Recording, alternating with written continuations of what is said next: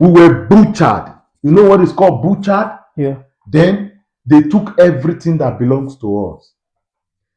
You know these pitches that they used to open tire? Yeah. They use it to remove one guy's head. Pitch. They pitched the skull, and the skull got open, and the Zachen roused. Brain. Bro, Jesus. this was life. People were dying. My own, the one I collect, my brother, because when I entered the desert, I was very fresh. I worked in the hotel all my life when I was in the university. So I live in the hotels. I work with Nova Hotels. I live in the hotels. I feed in the hotels. I sleep in the hotels. You should know how I will look. So this was how I look. They began to touch me like, you are very fresh. How did you? I say, me, I know where my brother. I say, you see my belly? Because me when they hotel, they chop. I say, you see my belly? I know where. Now this belly can they carry me, they go Libya, me I go treat my brother. And I say, now this belly they carry you, they come. Like that. You know where? I say, I know where. And they carry big stone. This thing I am saying today on the live broadcast, on this live broadcast, there are people I'm going to mention their name, which those people are people that witness this thing. And right now, I pray they come on this live broadcast to testify if what I am saying, if it's just a mere story or the truth, because I know they are still alive. And many of them are my friends on Facebook. Bro, a big stone was dropped on my tummy and the guy stood on top. And you know the big stone in the Sahara, how hot it is. Damn. That is the mark you see all over my tummy today. After that, enough caca came out from my nyash, my brother. That's crazy, but instantly though. Bro, instantly. Then when they finished with us, they took every of our belongings and they left us. Where we stood, where they robbed us, we stayed. After 30 minutes, another group came to rob us again. When they came, they discovered that we have already been robbed. What do they do? They looked at us. They say, they don't rob us. They can't see that guy when they use pitch busting head. Mm-hmm. They can't go cut one leaf. They desert. Now only that leaf they grow. You see that thorns when they put for Jesus' head. Yeah. That thorns is in the desert. Bro, when that thorn one touches you like this, that hand will be swollen like this. They went to pluck the leaves from that thorn. They brought it, they gave it to one of us, and they said, take and chew it. Then we chew it with our mouth, and they said they mowed it and said we should put it at the head of that boy. So we did that. Then we now tied the head, knowing fully well that life has left this guy already. There was no life already. Then they were the one that directed us to a place. They said we should move a little bit. There is a place where there is a stream of water, where we can find water. Then we went there. We stayed there. Everybody drank water. Like when you see water, you'll be happy, bro. Because they have taken everything we have, both our food, our water, our money, everything. We had nothing left again. Then we got there at the stream. We stayed a little bit. In the night, we slept. The next morning, we woke up. I rose everybody and we started praying. I led the prayer. We prayed and like never before, and the Spirit of God came. And that guy, they bust his head, was on the ground from that time till the next morning. So everybody were like, this guy is gone. We will move on. And really, if that guy had gone, we will move on. So during that course of our prayer, me, Ostaga, the names I am mentioning now, they are alive. Me, Ostaga, Joy White, Mopo, Wilfred, Fidelis, Barrister, Uwamiye, and some other guys. These are the main guys, my real main guys that we met in Kano, that we moved together, that I really know. But there were other guys. Now, this was how it happened. It's crazy, man. You know, so we took that guy the skull was busted. Yeah. We took him, I raised him up, and I said, everybody lay your hands on him. We are going to pray. It's a crazy story. Then we laid our hands on him and we prayed like never before. And the Spirit of God came down. That guy came back to life. This is what the first miracle of God that I have seen practically in my life. I saw it. Joy White is a witness. Mopo is a witness. Ostraga is a witness. Wilfred P-Boy is in Italy today. Is a witness. People witnessed it. Then from there, we made a move. This guy was strong. From there, we made a move. We took the same car and we made a move. From there, we landed Mountain Organ. Mountain Organ is in Algeria.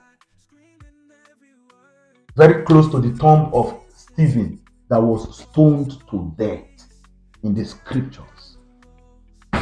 So when we got to Mount Organ, the car cannot drive through the Mount Organ.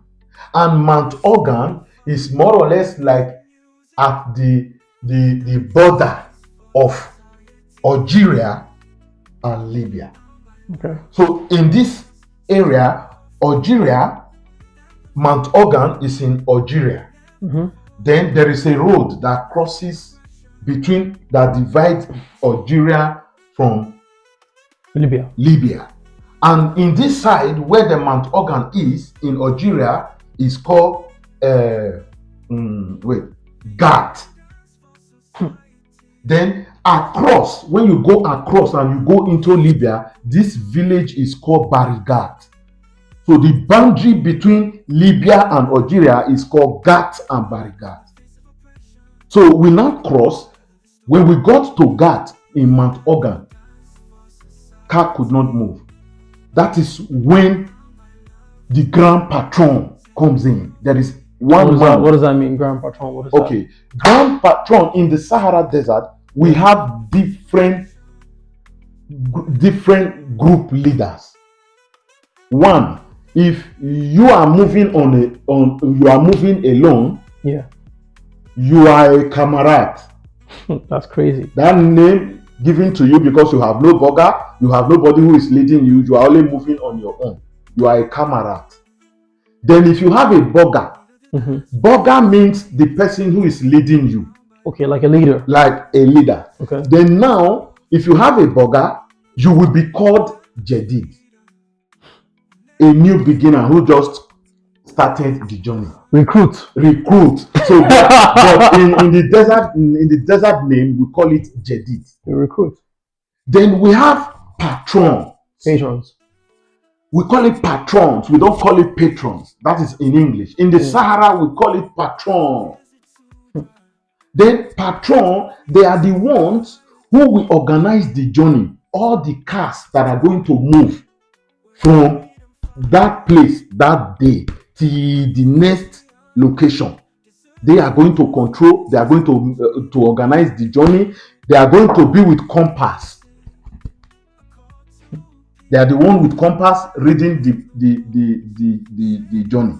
Then the Grand Patron is the one that does not use his compass.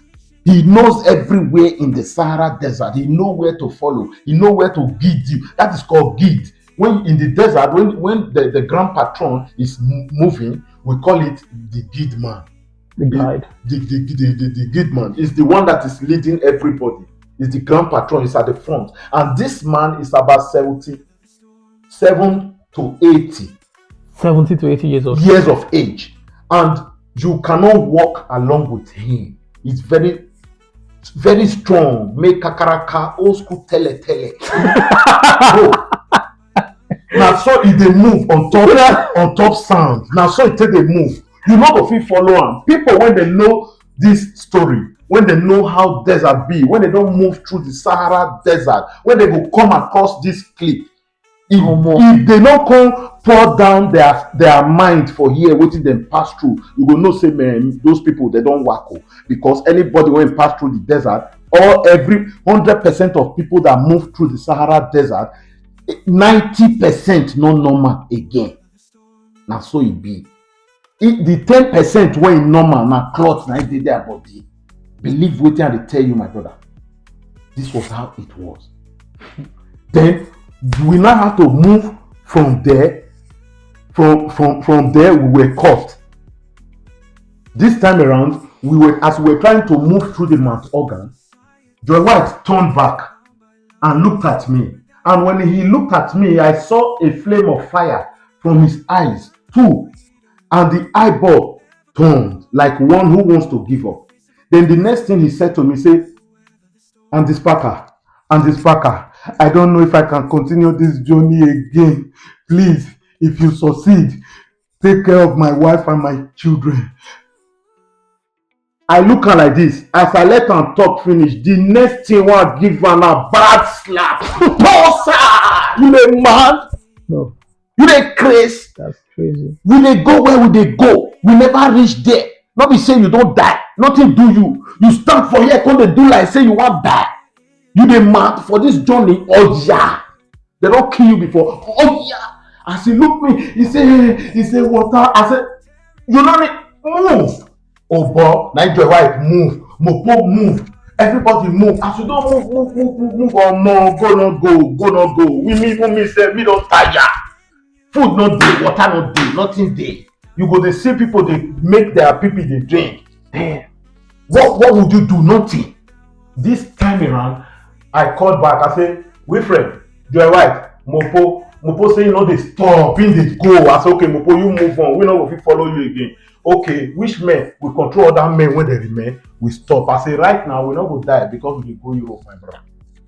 I say this one na Sahara Desert. We must succeed for here. Make we stay here. Anybody when we see for here today, person must come ask us wetin happen, how we take reach here.